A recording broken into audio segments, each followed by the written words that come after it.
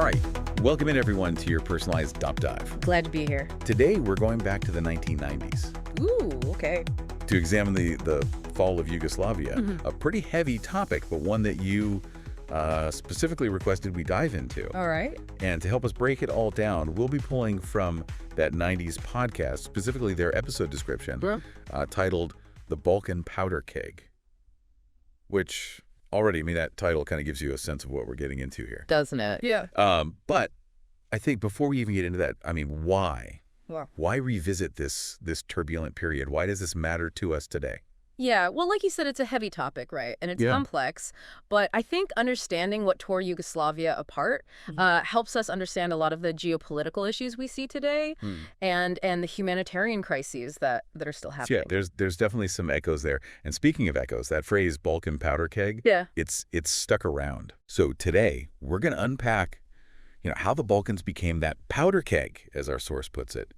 And then what happened when it exploded. Yeah.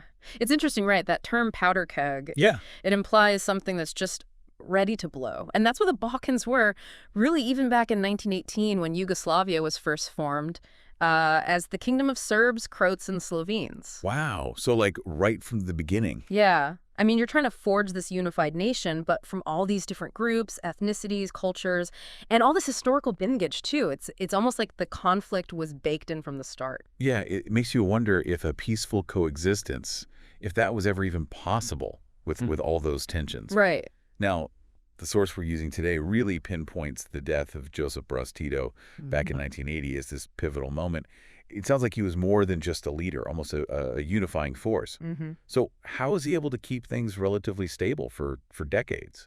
Well, Tito was he was very skilled at balancing all these competing interests. He knew about the deep ethnic and religious divides, and he created this system where power was shared among the different republics. And he also really pushed this idea of a Yugoslav identity, downplaying kind of the ethnic differences, emphasizing what they had in common. Oh, interesting. Like their resistance against the Nazis in World War II, for example.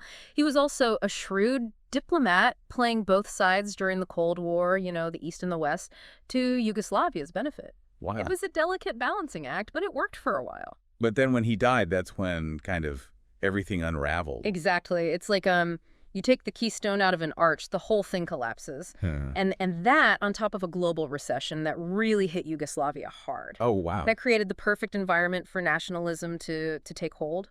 All these different ethnic groups started asserting themselves. We want this, we want that, and often at the expense of others. Yeah. All the old wound, all those historical grievances, it all came rushing back. So we have our powder keg, and now it's like we've got the spark. Right. The source really doesn't shy away from describing the consequences, the violence.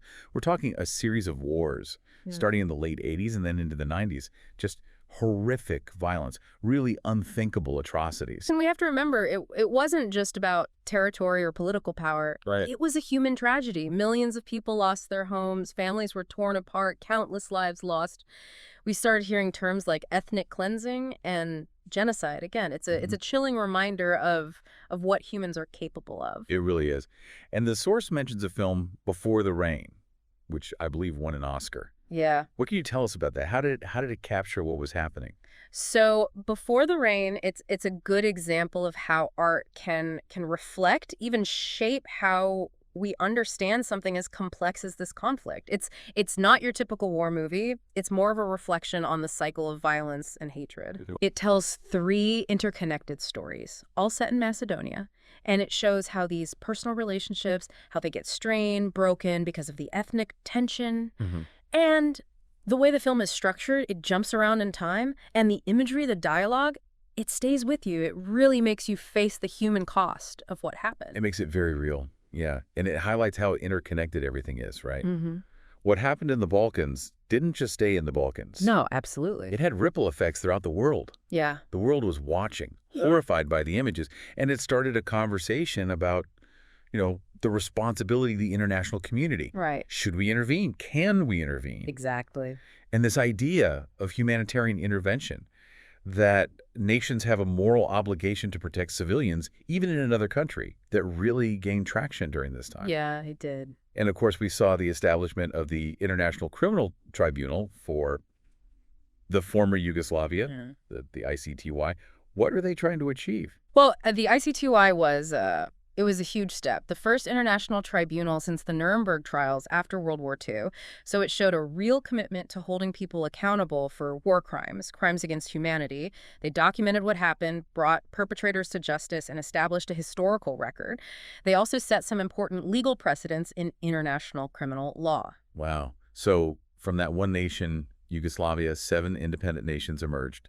Bosnia and Herzegovina, Croatia, Kosovo, Montenegro, North Macedonia, Serbia, and Slovenia. Yeah. And it's almost hard to grasp how much the map changed. It really shows the lasting impact of this whole conflict. But as we've been talking about, new borders don't just magically erase the reasons for the conflict in the first place. Right. And many of these countries are still dealing with the aftermath, trying to rebuild trust, trying to reconcile. It's a process. It sounds like that term Balkan Powder Keg, which actually originated before the Yugoslav Wars, I think. But it became even more potent because of what happened, because it paints this very vivid picture of how volatile the region was, and maybe still is. Right. So is it still accurate to call the Balkans that today? That's a tough question. I mean, the Balkans have made progress towards peace and stability since the 90s, for sure. But the scars run deep. There's still potential for tension, economic inequality, political instability, unresolved ethnic tensions. It's all still there, simmering under the surface. Right. So what lessons can we learn from